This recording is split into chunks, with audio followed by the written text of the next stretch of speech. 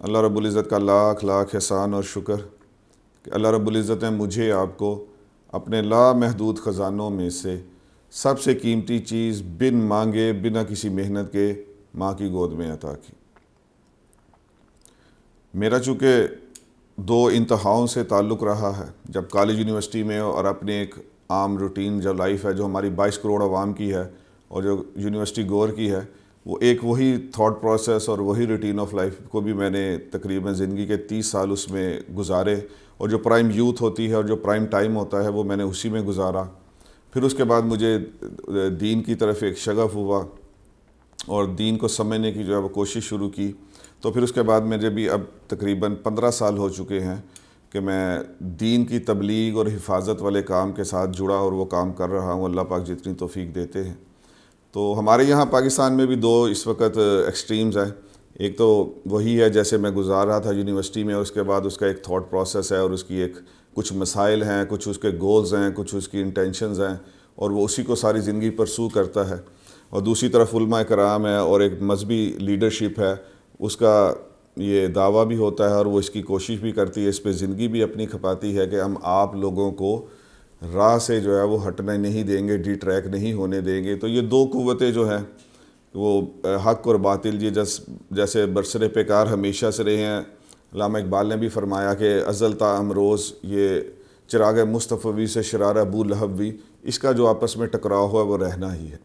تو میں لکیلی اور ان لکیلی میں بیسیکلی ان دونوں ایکسٹریمز میں زندگی کے کافی سال گزارے، سم تھنگ اراؤنڈ 30 اس طرف گزارے جو ایک عامی انسان گزارتا ہے کہ مسلمان گھرانے میں پیدا ہو گیا، شاید نام کا مسلمان ہے یا چلے کچھ نمازیں پڑھ لیتا ہے، اور اس طرح کی ایک زندگی میری تھی۔ لیکن شعوری طور پہ مسلمان کیوں یہ سب سے بڑی عظمت ہے، کیوں یہ پوری 8 ارب انسانیت کو بنانے کے لیے آپ صلی اللہ علیہ وسلم کی سیرت اور ابدی کلام اور ابدی سیرت سے ہم فائدہ اٹھا سکتے ہیں، اور کیوں یہ قیامت کی صبح تک آنے والے انسانوں کے لیے واحد نجات کا راستہ ہے۔ یہ چیزیں آپ بھی جانتے ہیں اور سب سننے والے بھی اس کو سمجھ سکتے ہیں کہ یہ چیزیں تو ایک ایلین تھنگ تھیں اس وقت میرے لیے۔ تو لیکن یہ کیسے ٹرانسفارمیشن ہوئی، اور اس کے بعد پھر اب میں کس گول کے ساتھ اور کس ایم کے ساتھ یہ سیرت کی پوری سیرہ مبارکہ کے بارے میں یہ کہنا شروع کیا ہے کہ بھئی زندگی میں ایک دفعہ تو اس کو کیٹاگوریکل کوئی وقت اپنا فارغ کر کے اور ساری چیزوں سے وہ کٹ آف ہو کے تو اس سیرت کو کہیں سے بھی سمجھ لو۔ تو جس بھی آپ مسلک میں ہیں، جس بھی آپ فکر میں ہیں، اس کو سمجھ لیں، اس کے بعد پھر اس کے اوپر ایک نان سٹاپ نیور اینڈنگ ایک سفر شروع کرے۔ یہ میرا بیسیکلی ایک ایم ہے، تو اس کے بارے میں آج ہم بات کریں گے۔ اور لیکن حسب معمول سب سے پہلے تو نسبت کی بات ہوگی۔ تو میں نے جب یونیورسٹیز کے اس ماحول سے اور اس کے بعد میرا اپنا جو کیریئر لائف ہے، تقریباً 11 ایئرس کی میری کیریئر لائف ہے، جو میں نے MBA مارکیٹنگ کرنے کے بعد پاکستان میں مختلف جابز کی۔ میں آئی واز لکی انف کہ مجھے دو ٹاپ ناچز جو انسٹیٹیوشنز تھے، ایک کمپنی تھی برجر پینٹس، تو جیسے ہی میں نے MBA کیا میں اس میں چلا گیا۔ تو یہ میرا تعارف ہے کہ میرا تعارف ہے، میرا نام تیسر علی ہے۔ میں نے MBA مارکیٹنگ کیا بیک ان 97-99 کے بیچ میں امریکن انٹرنیشنل یونیورسٹی سے، اور اس کے بعد میری 11 ایئرس پروفیشنل لائف ہے، جس میں سے میں 2 بڑے ٹاپ کے اداروں میں جاب کرتا رہا۔ اس میں سے ایک برجر پینٹس تھا، وہ میں نے MBA کرنے کے 2 ماہ کے بعد وہاں میں نے جوائن کیا سیلز اینڈ مارکیٹنگ میں، اور اس کے بعد جو میری لاسٹ جاب تھی وہ بیسیکلی میری جاب تھی as a senior officer imports in LUMS university. تو اسی کے دوران میری ٹرانسفارمیشن ہوئی۔ اسی کے دوران جو میرا ایم تھا، وہ میرا ایم بڑا عجیب سا تھا، وہ شاید آپ نے پہلے کبھی سنا بھی نہ ہو۔ ہر ایک کا زندگی میں ایم ہے، کوئی CSS کرنا چاہتا ہے، کوئی ڈاکٹر بننا چاہتا ہے، لیکن میں ٹو بی ویری اسٹانشنگلی کہ میں 8th کلاس کے بعد میں ایک ایسی چیز کی طرف چلا گیا اپنی لائف میں، یعنی کہ بہت چائلڈہڈ میں، کہ میں جپسی بننا چاہتا تھا، میں ویگا بونڈ بننا چاہتا تھا، میں ایک ٹریولر بننا چاہتا تھا، ایک ویلاگر بننا چاہتا تھا۔ اس وقت تو ویلاگ کا شاید دنیا میں وجود نہیں تھا، لیکن سم ہاؤ میں اس کی طرف کیسے گیا۔ تو یہ جب میں پرائمری میں تو میں ہمیشہ 3rd یا 2nd آتا رہا، تو ایک شائننگ بوائے تھا الحمدللہ اکیڈیمکس میں۔ تو میرے فادر نے مجھے یہ کہنا شروع کر دیا، یا ڈاکٹر بھی نہ بنو، تم CSS کرو، میری خواہش ہے۔ تو وہ آپ دیکھ لیں کہ ہمارے پاکستان میں یہی پہلے دن سے ڈالا جاتا ہے، CSS کرنا ہے، ڈاکٹر بننا ہے، CSS کرنا ہے، چلے آج کل IT ہو جائے گا۔ تو اس طرح کی وہ جو چیزیں تھیں وہ آپ جب بچے کے اندر مستقل آپ کو معاشرہ ڈال رہا ہے تو وہ محمد ہی نہیں بنے گا. وہ اپنے کسی لائف کے کسی سیکنڈ میں کسی منٹ میں رک کے یہ نہیں سوچے گا کہ مجھے تفسیر سیکھ کے تو تفسیر آگے لوگوں تک پہنچانی ہے, مجھے حدیث سیکھ کے تو حدیث آگے پہنچانی ہے, مجھے ختم نبوت کی حفاظت کرنی ہے, اس پہ اتنا بڑا ڈاکہ ڈلا ہوا تو میں نے اس کو بچانا ہے ان قادیانیوں کے چنگل سے. وہ یہ نہیں سوچ سکتا, کیونکہ ڈے ان ڈے آؤٹ 24/7 اس کے اوپر جو بمبارڈمنٹ ہو رہی ہے وہ یہی ہے کہ تم نے یہاں CSS کرنا ہے یا یہ کرنا ہے. تو یہ بیسیکلی میں 8th کلاس میں, اب تو ہر کوئی اسکول میں وہ بورڈ کا پیپر دیتا ہے 9th اور 10th میں, لیکن تب جب میرا زمانہ تھا اس وقت صرف اسکول میں سے 3 بچوں کو چنتے تھے جو ٹاپ نوچز ہوتے تھے, اور ان کو پھر آگے بورڈ کا 8th کا ایگزام دینے جاتا ہے. تو 8th تک تو میں بڑا اچھا پڑھائی میں رہا, لیکن 8th کے بعد پھر 9th کی بات ہے کہ میں, چونکہ میری پیدائش اندرون شہر کی, آپ نے دیکھا ہوگا یہ میرا 5واں لیکچر ہے, تو آپ نے پہلے 4 لیکچرز میں بھی دیکھا کہ میری پنجابی بڑی شستہ ہے اور بڑی ٹھیٹھ قسم کی ہے. تو وہ مجھے ایک یعنی کہ میں انجوائے کرتا ہوں کہ جب میں بہت, میرے بیگم بھی کہتی ہیں کہ جب آپ غصے میں ہوتے ہیں تو آپ پنجابی بولتے ہیں, اور جب میں کوئی کیا کہتے ہیں کوئی اچھا کوٹیشن یا کوئی ایسی بات کرنا چاہوں تو پھر میرے اوپر خود ہی انگلش آ جاتی ہے. اور ایک ایسی لینگویج ہے جو میری زندگی کا بہت خواب تھا کہ میں بول سکوں لیکن نہیں بول سکا, وہ پشتو ہے. تو یہ میری 2 3 4 فیوریٹ ہیں. عربی تو سب سے فیوریٹ ہے لیکن وہ ہم سیکھ نہیں پائے, تو اس لیے اس کو خواہش ہے لیکن اس کو بول نہیں پاتے. تو پھر 8th کلاس میں میرا ایسے 9th کلاس میں آیا تو اندرون شہر میں میرے نانی اماں رہتی تھی, ننیال تھا. تو یہ فوڈ اسٹریٹ کے قریب کی میری پیدائش تھی, لیکن جو میرا ننیال تھا وہ یہ موری گیٹ اردو بازار کے اپوزٹ ہے, وہاں تھا. تو یہ وال سٹی کے اندر جو ہم جیسے لوگ ہوتے ہیں, آپ جانتے ہیں کہ ان کے حصے مزاح بھی بڑی کمال ہوتی ہے, اور ان کی اس طرح باقی چیزیں بھی تھوڑی ڈیفرنٹ ہوتی ہیں کھانے پینے میں اور اس طرح کی چیزوں میں اور دوستی یاری اور آوارگی میں. تو ہم یہ وال سٹی کے رہنے والے یہ میری اس بات کو سمجھ جائیں گے کہ ہمارا ایک خاص مکسچر بن جاتا ہے, اور وہ ایک بڑا ایسا مکسچر ہوتا ہے کہ میرے خیال سے وہ دنیا میں جہاں کہیں بھی جائے گا وہ جلد دوست بنا لے گا. ایک دائی کے لیے بڑی اچھی چیز ہے کہ جب ہم وہاں پیدا ہوئے اس ماحول کا جو اثر لیا تو ایک دوستی اور ایک جلدی کسی کے کو اپنے ساتھ مانوس کر لینا جو کہ ایک دائی میں ہونی چاہیے. تو یہ خصوصیت وہاں سے بلٹ ان ہمیں ملی. تو وہی میرا ایک کزن تھا جو اس وقت اب خود ڈچ لینڈ میں رہ رہا ہے, تو اس نے مجھے یہ کہا کہ یار گھومنے پھرنے میں بہت مزہ ہے. تو وہی 8th کلاس کے پیپرز کے بعد یا 9th کلاس کے ابھی شروع ہونے سے پہلے مجھے وہ لے کے چلا گیا شالامار باغ, اور وہاں اس نے مجھے زندگی میں ایک ٹیسٹ کروا دیا کہ یہ دیکھو یہ کیسا ایک مزہ ہے گھومنے پھرنے کا اور ان چیزوں کو دیکھنے کا. تو وہی بالکل وہیں سے آغاز سے ہی مجھے کہ جب میں نے پرائم یوتھ میں قدم رکھنا تھا تو مجھے ایک ایسا وائرس پڑ گیا, مجھے ایک ایسا کرونا ڈس گیا کہ ٹریولنگ کا وائرس مجھے اندر چلا گیا. اور اس کے بعد میری زندگی کا سب سے بڑا مقصد ہی یہ بن گیا کہ میں بڑا ہو کے یورپ چلا جاؤں اور میں ایک جپسی بنوں, کیونکہ وہ میں نے پھر بعد میں دیکھا بھی کہ وہ ہر مہینے وہ کہیں اور چلے جاتے ہیں, شہر چلے جاتے ہیں. تو میری زندگی کا سب سے بڑا مقصد 2008 میں دین کی طرف آنے سے پہلے یہی تھا, اور اس کے لیے میں نے ساری چیزیں کی کہ میں ناردرن ایریاز میں بھی, میں میٹرک کے بعد میں کلام بھی چلا گیا, ناردرن ایریاز بھی دیکھ لیے میں نے کافی. تو پھر ایک میرا گول تھا نا کہ اب میں نے یہ چیزیں ساری دیکھنی ہے. تو کٹ دا سٹوری شارٹ, اگر میں آپ سے یہ کہوں نا کہ تسی میں نے حالی بھی کیتے آپ شارتے بٹھا کے چلے جاؤ تو کھانا پینا نہ ہو میرے پاس, تو 3 دن بعد آپ کے دیکھیں گے تو میں وہیں بیٹھا ملوں گا آپ کو. یعنی ابھی بھی میرے اندر وہ چیز اتنی ہے کہ یہ نیچر جب دیکھتا ہوں تو بس یہ میں ہوں یا سامنے پہاڑ ہے یا آبشار ہے یا وہ جھیل ہے, اور بس اس کے بعد دنیا کی کوئی ہوش نہیں. اللہ کا بہت شکر ہے کہ مجھے اللہ نے بچا دیا. اگر میں ویسا بن جاتا تو دنیا میں مٹی ہو کے چلا جاتا. اتنی عظمتیں اور اتنی شان جو ہے دین اسلام کی, آپ صلی اللہ علیہ وآلہ وسلم کی, اس کو سمجھ ہی نہ پاتا. میرے ایک اکلوتے ماموں تھے, میں نے سوچا کہ جانا تو یورپ ہے, اس کے بغیر تو یہ جپسی بننے کا اور پوری دنیا کا ایک شہر گھومنے کا وہ خواب پورا نہیں ہو سکتا. تو اس کے لیے میرے لیے تھا کہ شینجن ویزا لے لوں کسی طرح. اس کے لیے میں نے برجر جیسی اچھی جاب چھوڑی اور UAE چلا گیا. UAE میں مجھے پہلے ماہ میں ہی جا کے جاب مل گئی دبئی میں. تو میں نے جب دبئی میں جاب ملی, لیکن اللہ پاک کی پلاننگ اور ہوتی ہے.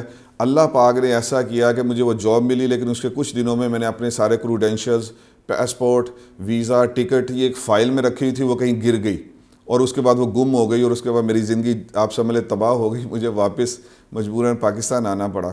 یہ 2003 میں آیا. لیکن اب آپ دیکھیں کہ وہ ویگا بانڈ اور جپسی ہونے پن کا وائرس کتنا شدید تھا کہ میں 2004 میں گھر والوں کو بتائے بغیر 28ویں روزے میں افغانستان چلا گیا. یعنی 20+ لڑکا اکیلا کسی کو بتائے نا. اب آپ سب بس یہ میں ایک دو چیزیں آپ کو چکھانے لگا ہوں کہ میرا لیول کیا تھا پاگل پن کا, کہ بس دنیا گھومنی ہے. تو اس کے لیے جتنا پاکستان تو دیکھ ہی لیں گے, تو اب ارد گرد کے کنٹری شروع کرتے ہیں. تو مجھے آج بھی یاد ہے 28ویں روزے میں گھر والوں کو بتائے بغیر میں افغانستان چلا گیا. وہاں میں نے سوچا تھا کہ میں آگے وہاں سے بدخشان کے ذریعے میں وہ جو ریاستیں ہیں رشیا کی جو ٹوٹی تھی, جسے کوکاف بھی وہی ہے, تو کوکاف کی پریاں دیکھنے دے شوق جو میں سمجھو کہ میں وہ 2004 میں وہاں چلا گیا.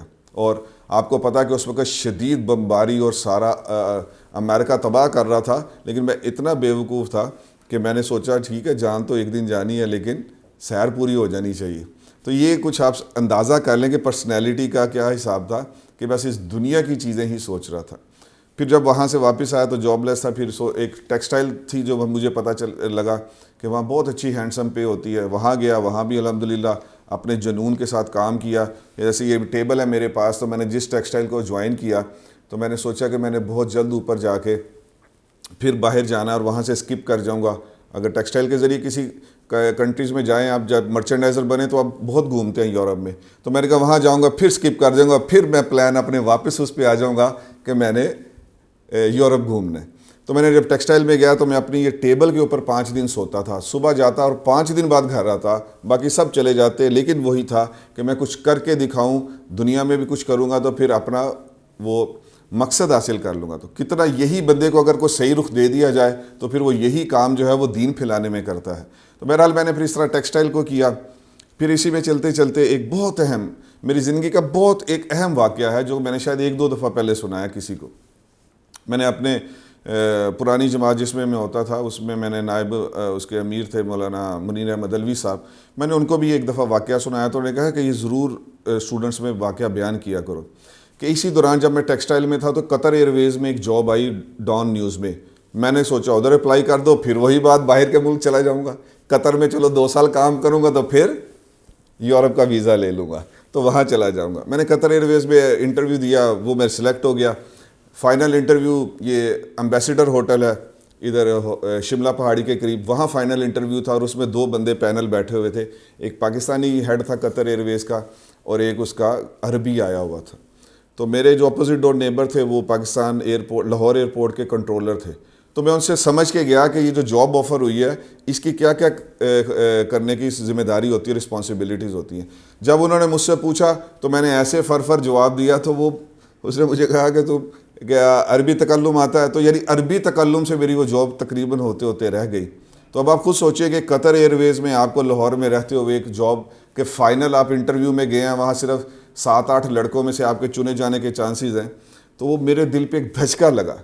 تو میں جیسے ہی امبیسیڈر ہوٹل سے باہر آیا تو میں نے اس وقت تو یہ حلیہ بھی نہیں ہوتا تھا, اس وقت تو حلیہ بھی اللہ معاف کرے کچھ اور طرح کا تھا. یعنی اس وقت تو میں سوٹڈ بوٹیڈ ایک گورے کی طرح نیک ٹائی اور وہ سارا 2 پیس سوٹ پہنا, ایک بالکل ویسا میرا گیٹ اپ تھا. کون سوچے گا کہ یہ بندہ باہر نکلا ہے اور اس کے دل کے اندر کیسی چیز ہے. کہ میں نے کچھ عرصہ پہلے پڑھا تھا کہ حضرت ام سلمہ رضی اللہ تعالیٰ عنہ وہ کہتی ہیں کہ جب ان کے شوہر وفات پا گئے تو غالباً حضور پاک صلی اللہ علیہ وسلم نے ان سے کہا کہ آپ انا للہ و انا الیہ راجعون پڑھو تو اللہ جو ہے اس سے بہتر دے دیتا ہے. تو وہ اس حدیث جب میں جیسے ہی ایمبیسیڈر سے باہر آ رہا تھا تو میں نے کہا یہ میری زندگی کی ڈریم جاب تھی اور یہ ڈریم جاب میرے ہاتھ سے ایسے گئی ہے تو یہ بہت نادر موقع ہے کہ میں وہ پڑھ لوں. تو میں نے اسی وقت انا للہ و انا الیہ راجعون پڑھی اور یہ 2005-6 کی بات ہوگی. تو دیکھیں وہاں سے پھر میں نے اپنے آپ کو ہر تھوڑے عرصے کے بعد سوچنا شروع کیا کہ حدیث شریف کے الفاظ یہ ہیں کہ اس کو وہی مل جائے گا یا اس سے بہتر ملے گا. تو میں نے اس کو جو اپنا انٹرپریٹیشن کی تھی اس حدیث شریف کی, وہ میں نے تیسری چیز بھی کی ہوئی تھی کہ ام سلمہ رضی اللہ تعالیٰ عنہ کو وہ نہیں ملا, اس سے بہتر بھی نہیں ملا, بلکہ کائنات میں جو کچھ ان سے اوپر بہتر ہو ہی نہیں سکتا وہی ہسبینڈ بن گئے.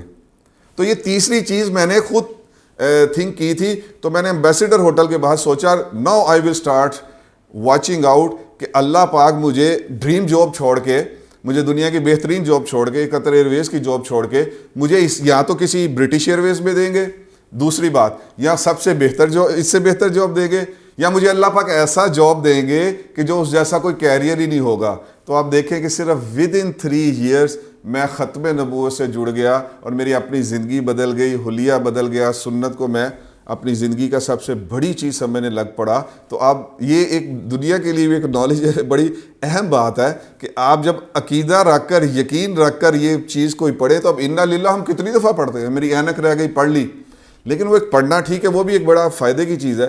لیکن اگر آپ اپنے آپ کو روک کر اس کے اوپر تھوڑا اپنے اندر اتارنے کے لیے یہ سوچیں کہ مجھے اس سے تو وہ ملے گا جو اللہ نے کسی کو نہیں دیا, یعنی محمد عربی صلی اللہ علیہ وسلم جس کو مل گئے وہ تو کسی کو بھی نہیں ملے. یعنی کہ مسلمانوں کو تو ملے ہیں, لیکن مسلمانوں میں سے کتنے ایسے ہیں کہ جو ان کی سیرت کو ایسے دیوانہ وار ساری دنیا کو سنانے کے لیے کیریئر بنا کے چلیں. تو یہ میری سوچ بھی نہیں تھی. واللہ میں سمجھتا ہوں کہ اللہ رب العزت نے ایسے پکڑ کے تو وہ لمز سے اٹھا کے تو کیسے کیریئر سوئچ کرنا, یہ بہت مشکل چیز ہے. مجھ سے دنیا پوچھتی ہے کہ گھر والے نے کچھ نہیں کیا, میں کہا تو چھتر پہ نے کہ تو لمز چھڑ کے مولوی بنانے لگ گئے. تو یہ چیزیں تو بہت مشکل ہوتی ہیں. لیکن اب آپ دیکھ لیں, میں 16 سال بنائی, جس فلیش بیک کروں تو مجھے وہ لگتا ہے کہ وہ سب سے, وہ جو اس وقت مجھے دنیا تھو کر رہی تھی کہ یہ کیا کر رہے ہو, مولوی بن رہے ہو, تو اس وقت کے وہ ایک بات مجھے یہ ساری چیزیں چینج ہوئی. لیکن قطر ایئرویز کے بعد کہ پھر ایک اور بیچ میں ٹوسٹ آ گیا کہ میں نے بتایا نا کہ میں جلدی دین کی طرف نہیں آیا. قطر ایئرویز کے بعد میں نے سوچا اچھا اب پھر کیسے جانا ہے یورپ, تو میوزک بینڈ بنا لیتے ہیں. میرے جاب میں ہی میرے ایم بی اے میں میرے بڑے اچھے دوست بنے رانا فیصل صاحب, ان کے چھوٹے بھائی ہیں, آپ ختم نوت والے سب جانتے ہیں, کے ٹی وی اس کے بانی ہیں وہ رانا حسن. تو یہ دنیا کے ورلڈ کے فاسٹسٹ گٹارسٹ تھے. تو میں نے جب یہ سوچا کہ اب جانے کا میرے پاس آخری راستہ یہ ہے کہ میں رانا حسن سے گٹار کی تعلیم لوں, گٹارسٹ بنوں, میوزک بینڈ بناؤں, پھر واپس ٹریک پہ آؤں اور پھر یورپ کا ویزا لے لوں. تو وہی چیزیں سیر سے چل رہی ہیں. اب میوزک بینڈ بنانے کا سوچا, رانا صاحب کے پاس میں نے کوئی 3-4 ماہ کلاسیں لینی شروع کر دی, ہفتہ وار میں گٹار سیکھتا, اور سوچا کہ چلو ایک ووکلسٹ تو نہیں بن سکتا تھا, آواز ایسی نہیں تھی, لیکن سوچا ووکلسٹ کوئی ڈھونڈ لوں گا اور خود جو ہے نا وہ کمپوزیشن کر لوں گا اور اس طرح یہ چل جاؤں گا. اسی دوران میں اللہ رب العزت نے پھر کیسے بدلا. Model town Lahore M block میں اس وقت رہائش تھی میری اپنے ماموں کے ساتھ, تو میں ماڈل ٹاؤن جے بلاک جاتا تھا ان سے گٹار سیکھنے, اور دوست یار ہے وہاں, روز رات کو بیٹھتے بھی تھے ہم. ایک دن جمعہ تھا تو میں نے دیکھا کہ میں جمعے میں لیٹ ہو گیا ہوں. اگر میں جمعہ ان کے علاقے میں پڑھوں, ان کی مسجد میں پڑھوں, تو جمعہ مس ہو سکتا ہے. بالکل جو ہے نا وہ 1 کلومیٹر کے دوری پہ ڈاکٹر اسرار صاحب کے گھر تھا, وہ قرآن اکیڈمی تھی, اور کے بلاک میں ان کی وہ مسجد تھی. میں نے سوچا ان کے پیچھے پڑھ لیتے. میں وہاں جمعہ پڑھنے رک گیا. تو میرا خیال ہے جمعے کا تھوڑا یہ ادب کیا تو اللہ نے دیکھے کیسے بدلا کہ وہاں ڈاکٹر اسرار صاحب یہ بہت کہتے رہے. ڈاکٹر اسرار صاحب کو نے میں لائیو ایسے بیٹھا سن رہا, تو انہوں نے کہا کہ ہم قرآن کو سمجھ ہی نہیں پائے, ہم قرآن پاک کی عظمت کو سمجھ ہی نہیں پائے. جو کئی قرآن پاک کے ساتھ اپنا تعلق بنائے, اس کو اپنی بک بنائے, بیڈ بک بنائے, اس کے ساتھ روز پڑھے, سیکھنے کا معاملہ کرے, it will possess you, it will possess you. تو انہوں نے جب یہ بات کہی تو بلیو یو می کہ وہ اس کے بعد دا ویری نیکسٹ ڈے میں اپنے ایک دوست کے گھر گیا. میں نے کہا یار تیرے والد صاحب وہ ایک قرآن پاک پڑھتے ہیں جو 2 رنگوں والا ہے, تو وہ پڑھنا آسان ہے, وہ مجھے تو دے دے گا؟ تو اس نے کہا ہاں وہ والد صاحب والا نسخہ نہ لو, ایک بالکل ویسا نسخہ ہے وہ لے لو. تو rest is in front of you. میں نے اس دن قرآن پاک گھر لایا, اس وقت گٹار سیکھ رہا ہوں, کیا کر رہا ہوں. ابھی میں پرسوں اپنے ایک دوست ہیں ہمارے فیصل کے, جو میرے رانا فیصل صاحب تھے انہی کے دوست تھے بچپن کے, تو میرے بھی بڑے اچھے دوست ہیں ملک امتیاز صاحب. تو ابھی مجھے پرسوں کہہ رہے تھے وہ آفس میں کہ یار تیسر ہم کچھ عرصہ پہلے ہم بیٹھے دوست آپس میں باتیں کر رہے تھے کہ یہ 17-18 سال ہمارے ساتھ ہی بیٹھ کے اس طرح سگریٹ پیتا تھا اور اس طرح ہمارے ساتھ چلتا تھا, لیکن اللہ نے دیکھو اس کو کیسے پکڑ لیا. تو رانا فیصل چونکہ میرا بہت گہرا دوست تھا, تو اس نے کہا تم تو جانتے نہیں وہ کس جگہ سے واپس آیا. اس نے یا تو لبرل موسٹ ہو جانا تھا یا میوزیشین ہو جانا تھا, اور اس کا کوئی راہ نہیں تھی واپس آنے کی, میں جانتا ہوں. تو وہ مجھے پرسوں مجھے ریکال ہوئی, آج میں نے وہ انٹروڈکشن کرانا تھا, تو وہ ساری چیزوں کو ایسے جکڑ لیا قرآن پاک کے ترجمے نے. تو قرآن پاک کے ساتھ ایسی دوستی ہوئی کہ وہ دن اور آج کا دن اس کو کور ٹو کور پڑھنا, اور اس کے اوپر پھر بہت سی چیزیں نشان لگا کر. تو میں نے 1-2 احباب رکھے ہوئے ہیں جو بڑے نیوٹرل قسم کے علماء حضرات ہیں جن سے میرا مزاج ملتا ہے. پھر میں ان سے ہر قرآن پاک کی جو آیت ہے ان سے جا کے میں سمجھتا ہوں, اور وہ بتاتے تھے اس میں یہ چیز ہے, یہ چیز ہے. تو یہ میرا اصل سفر جو ہے وہ قرآن پاک کے ایک ترجمے سے میرا جو ہے وہ سفر شروع ہوا, اور اس کے بعد پھر قرآن پاک نے مجھے پوزیس کر لیا. اس کے بعد پھر میں اس میں 4 ماہ لگائے جماعت میں، اور میں نے اس کے بعد میں نے دیکھا، میں نے آبزرو کیا کہ اتنے مسلک ہیں، اتنی جماعتیں، اتنا کچھ ہے، لیکن بہت جلد آئی واز سم تھنگ 30+، تو میں نے کہا کہ بہت جلد میں اس جو میرا ٹائم سارا ضائع ہو گیا جو مجھے دین میں کھپانا چاہیے تھا، اب تو ہر گھڑی یہی ہے کہ وہ 30 سال بھی کیسے لیول ہو جائیں اور اگلی زندگی بھی صرف دین پہ کھپ جائے. تو اس کے لیے پھر میں نے اپنے حلیہ بدلنے کے لیے، مجھے پتہ تھا کہ کوئی خانقاہی سسٹم میں بھی اتنی جلدی نہیں بدلتا، لیکن 4 ماہ میں اب جائیں تو وہی گیا. میں گیا واپس آیا تو داڑھی ٹوپی پگڑی سب کچھ آ گیا. اس کے ہی فوراً بعد میں نے وہاں ختم نبوت سے تعارف ہوا، میں نے ختم نبوت کو جوائن کر لیا. تو پھر میں نے 15 سال وہاں ختم نبوت کی ایک سابقہ جماعت ہے اس میں نے اپنا ان کے ساتھ لگ کے، تو میں نے کالج یونیورسٹیز اور اسکول کے محاذ پہ میں نے کام کیا. تو کوئی 1300+ انسٹیٹیوشنز میں اللہ نے لیکچر ڈیلیور کرنے کی توفیق دی ہے. لیکن اس جماعت کو بھی میں نے بھی دسمبر میں نے چھوڑ دیا. میرا ان سے کوئی تعلق نہیں، ان کا میرے سے کوئی تعلق نہیں. پہلے میں نے سوچا تھا کہ میں اپنا تعارف کیا کراؤں، مجھے تعارف کرواتے ہی شرم آتی ہے. لیکن پھر میں نے سوچا کہ 2 چیزیں ہیں جس کی وجہ سے مجھے پہلے ہی تعارف کروا دینا چاہیے تھا، دا ویری فرسٹ ڈے، کہ بھئی نہ حافظ ہے نہ عالم ہے. جنہیں سننا سن لے، جنہیں نہیں سننا وہ آج سے ہی چھوڑ کے چلا جائے. اور دوسری بات یہ کہ کسی جماعت سے کوئی اب تعلق نہیں ہے، اور اس نے بھی جو کسی جماعت کا مجھے جو ہے وہ کوئی ایک ترجمان یا اس کے ساتھ نہ سمجھ کے اگر کوئی مجھے سن رہا ہے تو وہ بھی 100 بسم اللہ چھوڑ کے چلا جائے. تو بڑا کلیئر کٹ ہونا چاہیے. میرا جو ایک ذہن ہے، جو میری ایک سوچ ہے، میں یہاں سے آپ اندازہ کریں کہ میں کہتا ہوں کہ مسلمان میں کوئی ولولیٹا نہیں ہونا چاہیے. جو اندر ہے وہی باہر ہونا چاہیے. اس کو کبھی کسی انسان کو یہ نہیں کہنا چاہیے اوہ اس کو یہ ڈپکٹ تو یہ کرتا تھا، پریٹینڈ تو یہ کرتا تھا، لیکن حقیقت یہ نہیں نکلی. ایسی چیز ایک مسلمان کے شان شان نہیں ہے. یعنی اس کو بھی میں اگر ایگزامپلیفائی کرنا چاہوں تو ایگزامپل یہ ہے کہ میں فیس بک کے اوپر، اس کے واٹس ایپ کے اوپر جو آپ میسیج بھیجیں تو ڈبل بلیو ٹک ہوتا ہے، میں اس کو جو ٹک کو ختم کر دیتے ہیں میں اس کو بھی جائز نہیں سمجھتا. یہ مسلمان اس میں 2 باتیں، میں نے میسیج پڑھ لیا، اس کو کنوے ہو ہی نہیں رہا کہ میں نے پڑھا ہے، تو میں اس کو ایک جھوٹ کی قسم سمجھتا ہوں، چاہے مائنیوٹ سی ہو. تو آپ میں سے جو بھی ایسا کرتے ہیں یہ شان شان نہیں ہے. اگر وہ حافظہ کرے، عالمہ کرے، دیندار کرے، آپ کے شان شان نہیں ہے. مسلمان نے مجھے کسی نے میسیج بھیجا، میں نے پڑھ لیا، اس کو پتہ چلنا چاہیے، مجھے چھپانا نہیں چاہیے. It's a kind of concealing اور ہائیڈنگ سم تھنگ. تو میرا اتنا زیادہ یہ اس کے اوپر چیز ہے، مجھے الرجک ہے یہ جھوٹ سے، یہ بھی جھوٹ کی ایک قسم ہے. تو اس لیے میں یہ چاہتا ہوں کہ آپ اپنے بڑا انسان چھوٹی چیزوں سے بنتا، کوئی بڑی بڑی چیزیں تو نہیں بنو گے. ہمارا معاشرہ اس لیے تو ڈوبا ہوا ہے، وہ سمجھتا کہ پتہ نہیں کتنی بڑی بڑی چیزیں کرنی پڑیں گی. انتہائی چھوٹی چیزیں، جیسے یہ بلیو ٹک کی بات ہے، شاید آپ اس کو چھوٹا بھی نہ سمجھتے ہو، لیکن کئی سمجھتے بھی ہوں گے. لیکن اس سے آپ کو جو ہے وہ واپس آنا چاہیے، اپنے آپ کو لانا چاہیے کہ مسلمان جو ایسے ہے وہ ایسے بھی یہی ہے.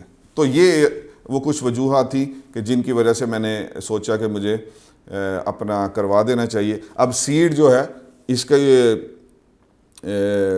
ویژن کیا ہے؟ اس کا ویژن یہی ہے کہ آپ کسی بھی مسلک سے ہوں، کسی ادارے سے ہوں، کسی پیر صاحب سے ہوں، کچھ ہوں، آپ وہاں جزیات پڑھتے ہیں یا کسی جز کے اوپر کام کر رہے ہیں. ہم چاہتے ہیں کہ جو ابدی کلام اور ابدی سیرت ہے اس کے اوپر ہم کئی مثلا ابھی آپ نے سیرت جوائن کیا، آگے میں کہوں کہ ابدی کلام میں سے میں کوئی منتخب نصاب دورہ قرآن لے کے آئیں جو منتخب نصاب ہو، اور میرا زیادہ تر جو ہوگا وہ یہ ہوگا کہ 80 بدلیے. تو سیڈ کا پہلا ویژن سب سے پہلے ہے کسی کو نہیں بدلنا، کسی کو نہیں بدلنا. یہ 6 فٹے اپنے جو جسم ہے، جو قد ہے، اس پہ پوری سیرت اور پورا کلام جو ہے وہ نافذ کرنے کی کوشش ہے. ہم سن کے ہی بدل سکتے ہیں. تو اس لیے اپنے آپ کو بدلنے کی کوشش کیجئے. فی الحال مجھے پیچھے جو 4 لیکچرز میں سوالات ہوئے، بار بار سوال، ادھر میرا لیکچر ختم ہوتا ہے، ادھر سوال ہو جاتا ہے، ہائے میرے بچے لیپ ٹاپ نہیں چھوڑتے، ہائے میرے بچے گیم نہیں چھوڑتے. اور بھائی جتنی بھی خواتین یہ سوال پوچھ رہی ہیں وہ ساری کی ساری غلطی پہ ہیں. آج کے بعد مجھے کوئی یہ سوال نہ پوچھے، پوچھنا پوچھ لو. وہ یہ سوال پوچھنا یہ چیز کی ڈپکشن ہے، غمازی کرتا ہے کہ آپ کو بنیاد ہی نہیں سمجھ آئی. آپ یہ کریں، آپ پوری سیرہ آرام سے سن لیں، ایک پیج لے لیں، اس کے رائٹ اور لیفٹ پہ ایک لائن کھینچے، رائٹ پہ pros cons, merits demerits اپنے لکھیں. آپ یہ سمجھ رہی ہیں کہ پتہ نہیں میں آج یہ سیرت پوری پڑھ لی ہے تو ان میں پہلے خاوند نو بدلنا. سوال ہی یہی ہوتا ہے، میرا خاوند ہی نہیں ساتھ دیتا، خاوند کو بدلوں. اور نہیں، کسی کو نہیں بدلنا، کسی کو نہیں بدلنا. آپ کو اپنا آپ بدلنے کے لیے میری ایکسپرٹ رائے کے مطابق 10 سال کے لیے خاموشی سے خود کو بدلے. تسی اینو 10 منٹ دی 10 دنوں ہفتوں کی 10 مہینوں کی گیم نہ سمجھے. آپ خود اپنے آپ کو بدلے. آپ کے بچے بھی جو ہے وہ سب بہترین سیرت والے بن جائیں گے, آپ کا خاوند بھی سیرت والا بن جائے گا, سارا گھرانہ سیرت والا بن جائے گا. آپ اپنے آپ کو بدلنے کی کوشش کیجئے. تو سیرت کا ویژن یہی ہے کہ سیرت کی عملی شکل بنے ہم. اور دوسری بات یہ ہے, ہم رفاع میں کام کرنا چاہیں گے. میں اپنی جو ٹیم ہے, میں نے جو سیڈ میں میرے بورڈ آف ڈائریکٹرز ہیں, میں نے ان سے کل بھی یہی کہا. میں نے کہا کہ دیکھیں, مجھے جو پورے دین اسلام میں جو چیز مجھے وہ چین سے جو بیٹھنے نہیں دیتی نا, اس میں سے وہ یہ چیز ہے کہ ہمیں سیڈ میں تبلیغ بھی کرنی چاہیے. اور دوسرا, آپ صلی اللہ علیہ وآلہ وسلم نے فرمایا کہ روز محشر یتیم کی کفالت اور پرورش کرنے والا اور میں ایسے ہوں گے. تو میں نے کہا اتنے قرب والا کوئی مجھے عمل دکھا دے, ہوں گے ایک دو اور, لیکن میرے جیسے عامی کے لیے جو حافظ بھی نہیں, عالم بھی نہیں, اس کے لیے آپ جیسے ہاؤس وائف کے لیے ڈھونڈے آپ ڈھونڈے کسی کو, اور یتیم کی کفالت اپنے ذمہ لے. تو ہم دوسرا ہمارا یہ ہے کہ ہم ایسے اورفنس کو آگے چل کے لیں گے. آپ میں سے جو اس میں حصہ ڈالنا چاہے, وہ پر منتھ ڈالنا چاہے, جیسا ڈالنا چاہے وہ آ جائے, وہ ڈالے. 1 روپیہ دے, 10 روپے دے, 5 روپے دے. ہم ایسے لوگوں کو کہ جن کے کم از کم ماں باپ کوئی, جیسے میں ماں باپ نہیں, ان کو لے کے ہم کریں. جیسے میں رفاع کے کام میں بہت گیا پچھلی جماعت میں, تھر میں 7 سال رہا, اور یہ زلزلہ آیا جب, یہ آپ جانتی ہیں کشمیر میں, اس میں اس کے ماں باپ سارے بہن بھائی سب گئے, ایک اکیلا بچہ ہے 10 سال کا ہے, 5 سال کا ہے. ایسے بچے کو لے لیں, وہ آپ کے پاس آ گیا ہے, اب اس کو آپ سیرت والا بھی بنائیں, حافظ عالم بنائیں, اور اس کے ساتھ اس کو PhD کرا دیں, جو مرضی کرا دیں. تو یہ ویژن ہے سیڈ کا. یہ تعارف مکمل ہوا. اس سے آگے چلتے ہیں. پچھلی دفعہ جہاں میں نے بات چھوڑی تھی وہیں سے شروع کرتے ہیں کہ میرے جو معاشرے کو ٹیسٹو میٹر لگانے کے, کیونکہ میں دونوں ایکسٹریمز میں ہی گھومتا ہوں. میں ٹاپ جو 9 چیزیں ہیں جس بھی فیلڈ کے ہیں ان سے بھی دین کے اوپر آؤ یہ بات کرتا ہوں, اور ادھر سے سارے تقریباً علماء کو مسالک کے ساتھ بھی آنا جانا رہا میرا. تو میں یہی ٹیسٹو میٹر لگاتا ہوں کہ ہم بدلتے کیوں نہیں. اتنی محنتیں ہو رہی ہیں, بدلاؤ ہی نہیں آ رہا, ڈیٹیریوریشن ہے, دین سے دوری ہے, دن بدن ایسے جا رہے ہیں. تو اس کی جو بات ہوتی ہے, اس کی جو وجوہات ہے, وہ مجھے اس کے اوپر میں آج اسی کو زیادہ تر گفتگو کرتا ہوں آغاز میں. آج میں جو 2 آپ کے سامنے مثالیں پیش کروں گا وہ حضرت عمر رضی اللہ تعالیٰ عنہ کے بارے میں. میں ابھی پرسوں کتاب پڑھ رہا تھا, آپ کو ضرور جس کو سیرت پہ شوق ہے انہوں نے پڑھا بھی ہوگا, ڈاکٹر محمود احمد غازی صاحب, جنہوں نے محاضرات سیرت, محاضرات شریعت, اس طرح کی کتابیں لکھی ہیں. تو میں ان کی کتاب پڑھ رہا تھا محاضرات سیرت پرسوں. اب سنیے کہ یہ جو انہوں نے لکھا ہے کہ جو ہماری شریعت ہے یہ کیوں باقی دنیا میں 4200 مذاہب ہیں, ان کو کیوں چھوڑ دیں اور کیوں ہماری شریعت کو یہ اپنایا جائے. تو اس طرح کا ہے کہ انہوں نے ایک جواب لکھا ہے کہ اس شریعت کی جو 3 بڑی خصوصیات ہیں جو کہ پوری انسانیت کو بنا سکتی ہیں اور انسانیت کے لیے ہر طرح کی وہ امن و آتشی کا پیغام دے سکتی ہیں, تو اس میں جو دوسری بڑی خصوصیت ہے وہ عدل ہے, اس کو میں کہتا ہوں میرٹ. اور تیسری بڑی خصوصیت جو ہماری شریعت کی ہے وہ مساوات ہے. تو یہ دونوں چیزیں سب سے پہلے ڈھونڈے اپنے اندر, یہ لائے کے آئیں اپنی نسل میں. اور آپ تہجد گزار بھی ہوں گی, لیکن جب یہ نہیں ہوگا تو 6 ارب کافر نہیں, آپ کے سگا بھائی نہیں بنے گا. وہ کہے گا مولوی اسرا ہی کر دینے این جی نے. تو سنیں انہوں نے کیا بات لکھی ہے. میں نے یہ بات پہلے نہیں پڑھی تھی تو میں ہل گیا. یہ اب جو بات میں آپ کو بتانے لگا ہوں پہلے اس کو سن لیجئے. انہوں نے کہا, یہ ان کی کتاب محاضرات شریعت پیج نمبر 74 ہے, عمر فاروق رضی اللہ تعالیٰ عنہ نے اپنی آخری زندگی میں کئی بار اس خواہش کا اظہار فرمایا, اگر سالم مولا حذیفہ یعنی غلام ان کے حذیفہ رضی اللہ تعالیٰ عنہ کے, اگر وہ سابق غلام سالم زندہ ہوتے تو میں ان کو خلیفہ نامزد کر دیتا. کو سمجھ آئی, یہ کڈی وڈی گل ہے, اور کسی سے مشورہ کرنے کی ضرورت نہ سمجھتا. آگے محاضرات شریعت کے جو رائٹر ہیں وہ لکھتے ہیں ڈاکٹر صاحب, یعنی وہ اس درجے کے انسان تھے کہ اپنی صلاحیت, علم, تقوی اور کردار اور ہر اعتبار سے اس قابل تھے کہ سیدنا عمر فاروق رضی اللہ تعالیٰ عنہ جیسے جلیل القدر خلیفہ راشد کہہ رہے ہیں کہ میں کسی سے مشورہ نہ کرتا. ایک غلام کو، غلام جانتے ہیں نا کہ وہ خرید کے لا کے تو آپ سمجھ لیں کہ نوکر بھی نہیں کہہ سکتے جس کو، وہ اس سے بھی زیادہ اس کے اوپر مالک کا اس کا اختیار ہوتا تھا. وہ غلام کو میں اٹھا کر تو تیسرا خلیفہ بنا دیتا. This is the merit, this is the thing which is missing in the whole امہ. اور جب تک ان چیز پہ نہیں آئیں گی ہم متاثر نہیں کر پائیں گے. اپنے آپ کو نہیں کر سکتے، 6 ارب کفار کو کہاں سے کریں گے؟ یہ جب میرٹ ڈرین ہوا ہے امت میں تو پھر یہ نااہل لوگ آئے ہیں بڑی سیٹوں پہ دین کی محنتوں میں بھی، اور سب جگہوں پہ جہاں بھی آئیں جو بھی آئے، اس کی وجہ سے پھر رزلٹ نہیں آتا اور اللہ کی مدد بھی ہٹ جائے گی، اسی لمحے ہٹ جائے گی، کیونکہ انہوں نے ظلم کیا، انہوں نے عدل نہیں کیا. اگر غلام نیچے ہے تو وہ آ کے بیٹھے، وہ چلائے سب سے بڑا ادارہ، نہ کہ صاحبزادہ چلائے. تو یہ دیکھیں کتنی بڑی بات ہے کہ انسانیت کو بنا کے وہ گئے ہیں. اس کی وجہ یہ ہے کہ میرٹ پہ فیصلہ ہوا. تو یہ کتاب ہے ازالۃ الخفا، محدث دہلوی رحمہ اللہ کی. ابھی میں نے اس کا حوالہ جو ہے نا وہ دوبارہ چیک کیا.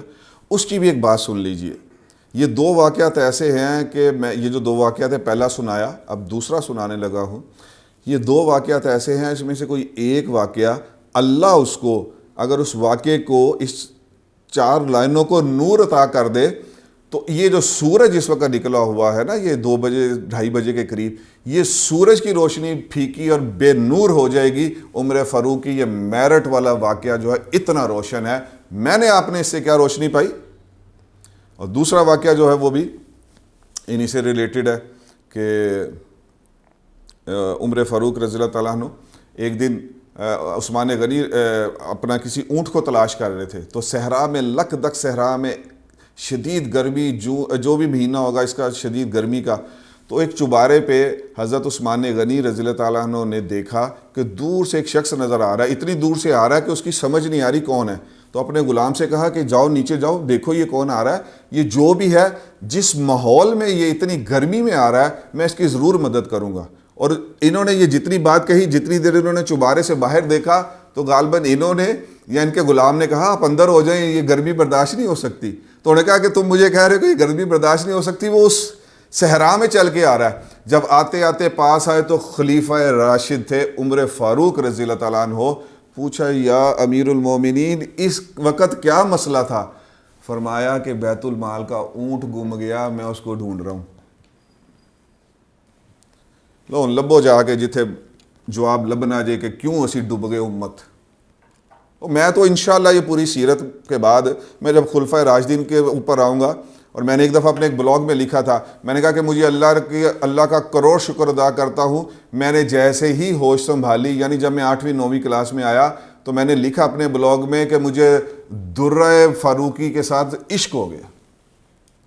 تو یہ عشق یہ تھوڑی کہنا کہ تو بس گلاں سنائی جا اور اپنے اوپر نہ طاری کر، اپنے اوپر نہ وہ لے کے آئے میرٹ. تو وہ اس لیے یہ وجوہات ہیں کہ ہم ڈیٹیریوریشن کی طرف جا رہے ہیں زیادہ سے زیادہ. یہاں میں نے چھوڑا تھا وحدت انسانیت پہ، محاضرات سیرت میں انہوں نے ہی لکھا، ڈاکٹر غازی صاحب نے، کہ ہم نے اپنے قانون کو جو نام دیا وہ فقہ کا نام دیا اسلام نے، اور یورپ کے نے جو دیا ہے وہ انہوں نے حقوق کا نام دیا. آپ دیکھتے ہیں نا ہیومن رائٹس کا بڑا شور ہے، حقوق کا نام دیا ہے، لیکن ان کی جو تھیولوجی مائتھولوجی جس سے دی ہے وہ گریک ہے. تو گریک نے اپنے ہاں جو اپنے قانون کو نام لیا تھا، وہ میں I can not pronounce it well, less ہے یا لیس ہے یا کیا ہے، تو وہ انہوں نے کتاب میں لکھا ہے، آپ پڑھ لیجئے گا. اس میں انہوں نے لکھا ہے کہ لیس یا لیس سے مراد ہے حقوق کا مطالبہ، یعنی حقوق کی بات کرتے ہیں. اور فقہ کسے کہتے ہیں؟ فقہ کہتے ہیں معرفت کو، پہچان کو. تو وہ جو میں نے جہاں بات چھوڑی تھی پچھلی دفعہ کہ انسانیت ہم ہی بنا سکتے ہیں، سیرت اور کوئی نہیں بنا سکتا. وجہ کیا ہے؟ وجہ یہ ہے کہ ہمارا فقہ میں سکھاتا ہے پہچان کرو. تم باپ ہو تو بیٹے کے کیا حقوق ہیں، بیوی کے کیا حقوق ہے، ہمسائے کے کیا حقوق ہے، ان سب کو پہچانو اور ادا کرو. اور یورپ اس وقت جو لے کے آیا ہے تھیولوجی، جس کے اوپر اس وقت مسلمان بھی بہ رہے ہیں، اس کی تھیولوجی کیا ہے؟ مانگو. عورت میرے حقوق، اور تسی ویکھ لو مارچ دے وچ میرا جسم میری مرضی، یہ وہاں سے آ رہا ساری خرابی. عورت میرے حقوق، مرد میرے حقوق، مزدور میرے حقوق، آجر میرے حقوق، امپلائر میرے حقوق، امپلائی میرے حقوق، حکومت میرے حقوق، ووٹرز میرے حقوق. حقوق کی جنگ. میں ہر ایک سے پوچھ لیتا ہوں, آپ سے بھی پوچھ لیتا ہوں, کون سی دنیا جنت کا نمونہ بنے گی؟ حق مانگنے والے یا حق کو ادا کرنے والے؟ اور پھر اس کے پیچھے ہمارے ہاں جو حق ہے, ہمیں بتا دیا گیا کہ جو حق پہ ہوتے ہوئے جگرا چھوڑ دے, حق چھوڑ دے, اسے جنت کے بیچ میں گھر دیا جائے گا. یورپ کے پاس ڈرائیونگ فورس ہے حق چھوڑنے کی. تو یہ جب تک ہماری نسلوں کو نہیں پتہ چلے گا, یونیورسٹی میں ایسے ہی برے حالات رہیں گے, اور یونیورسٹی میں ایسے ہی ہماری نسل جو ہے وہ کٹتی مرتی رہے گی, اسے پتہ ہی نہیں کتنی بڑی عظمت ہے. تو یہ ہو کیوں رہا ہے؟ کیونکہ انسان کو جبلت ہے, بیسک انسٹنکٹ ہے. انسان کوئی ریکارڈڈ ہسٹری میں آدم علیہ السلام سے لے کر قیامت تک ایسا نہیں آیا کہ جو تھوڑا ہی ٹین ایجر میں آئے اور کہے کہ لو جی میں بڑا ہو کے ناکام بنوں گا, اب دیکھنا میں کیسے ناکام بنتا ہوں. کوئی ہے ایسا؟ ہر کوئی یہی کہتا ہے کہ میں کامیاب ہوں گا. 8 ارب بھی یہی کہتے ہیں کامیاب ہوں گا, لیکن اس کو یہ پتہ ہی نہیں کامیابی ناکامی کا معیار صرف اللہ اور اللہ کے رسول کے پاس ہے. جو اس معیار سے ہٹ گیا, اب وہ کائنات میں سب سے چمک بھی جائے گا تو وہ آخر کار ناکام ہوگا. تو کامیابی اور ناکامی کے معیار کو سمجھانے کے لیے سورہ عصر کے ایک مفسر کی بڑی کمال میرے پاس میں نے پڑھی, وہی شیئر کر دیتا ہوں. انہوں نے کہا کہ اللہ نے کہا والعصر, اللہ نے زمانے کی قسم کھائی, اور اس کے بعد کہا کہ یہ ایک لائن کھینچ دی. ایک لائن ہے, اس کے جو دوسری طرف ہے وہ 4 سارے لوگ خسارے میں ہیں. اس خسارے والی لائن کو کراس کر کے ادھر وہ آئے گا جس میں یہ 4 خصوصیت ہوں گی. اب 4 نہیں ہے تو اب 3 ہے, تو اب جان لے کہ وہ خسارے میں تو ہے ہی ہے. تو وہ کیا کون سی ہے؟ ایمان ہے, اور ان الذین آمنوا وعملوا الصالحات, جو ایمان لائے, عمل صالح کرے 2, اور حق کی تلقین کرے 3, اور چوتھا اس کے اوپر صبر کرے. تو یہ 4 عمل اگر آپ اپنے بچے کو کیریئر آج سے نہیں سمجھائیں گے, پرائمری نرسری سے نہیں سمجھائیں گے, وہ قیامت کی صبح تک اپنا گول اور اپنا کیریئر سیٹ ہی نہیں کر پائے گا. ہمارا لنک ٹوٹا ہوا ہے حضور پاک صلی اللہ علیہ وسلم سے, جو آج میرا ٹاپک تھا, لیکن وہ میرا ٹائم ہی اتنا, میں اس لیے تو انٹروڈکشن کروانا نہیں چاہتا تھا کہ ٹاپک پہ ہی رہے. تو بہرحال سب سے جو $1 ملین کویشچن مجھے جس نے مجھے تنگ کیے رہا سالوں سال, اتنی بڑی عظمت, آپ صلی اللہ علیہ وسلم کی نسبت, آپ کا امتی ہو جانا, آپ کی سیرت کی 1 انچ 1 لمحے کا 1000واں حصہ اتنا روشن ہے کہ پوری کائنات اس سے روشن ہو سکتی ہے, خربوں گلیکسیز اس سے روشن ہو سکتی ہیں. اس سیرت سے ہم ٹوٹ جاتے ہیں, اس سیرت سے 22 کروڑ عوام ٹوٹی ہوئی ہے, اس سیرت سے 2 ارب مسلمان ٹوٹے ہوئے ہیں. آخر کسی کو تو سوچنا چاہیے ویئر تھنگز وینٹ رانگ. یہ بھی ایک بڑی کمال کتاب ہے. مجھے استاد محترم ڈاکٹر خالد جامی صاحب جو کراچی میں ہیں, انہوں نے مجھے یہ کتاب ریکمینڈ کی کہ ایک شاید برنارڈ لوئس نام ہے, نام چیک کر لیجئے گا. تو جو اس کا خلافت عثمانیہ کا جو سقوط ہوا, جو یہ ڈھہ گئی اور ختم ہوئی, وہاں سے جب میں نے پڑھی تو میں نے سوچا کہ ہمیں بھی تو سوچنا چاہیے مل بیٹھ کے کہ مسلمان نوجوان نسل کے ساتھ کیا مسئلہ ہوا. یہ یہاں قتل و غارت گری, بہن کا حق نہیں دینا, سگے بھائی کا 5 مرلے کھا جانا, یہ ساری چیزیں کیوں ہو رہی ہیں بھائی؟ اور دوسری طرف اس کو سیرت ملی ہے. تو یہ سارا کچھ کیوں ہوا؟ یہ اتنا بڑا نقصان ہے. کسی کا لنک ٹوٹا ہوا, آپ میں سے کسی کا ٹوٹا ہوا ہے لنک, اللہ نہ کرے آپ کی نسل کا ٹوٹا ہوا, آپ کے 4 میں سے 1 بیٹے کا ٹوٹا ہوا, 4 کا ٹوٹا ہوا, ساری بچیوں کا ٹوٹا ہوا. یہ اتنا بڑا نقصان ہے, یہ اتنا بڑا نقصان ہے, یہ اتنا بڑا نقصان ہے کہ اس کی کوئی انسانی عقل سمجھ نہیں جا سکتی, کوئی الفاظ اس کو بیان نہیں کر سکتے. تو اس لنک پہ میں جب ڈھونڈتا رہا تو پوری 23 سالہ دور سیرت میں مجھے اس کا بڑا زبردست جواب مل گیا. وہ جواب بیعت عقبہ ثانیہ میں ہے, کہ بیعت عقبہ ثانیہ میں وہ جواب لکھ دیا گیا, اور وہ جواب جو لکھا وہ ایک کتاب ہے پیغمبر انسانیت. یہ میں نے اپنے ایڈمنس کو صبح بھیج دی تھی, آپ کو وہ لگا دیں گے ہماری کمیونٹی میں, آپ اس کو پڑھ لیجئے گا.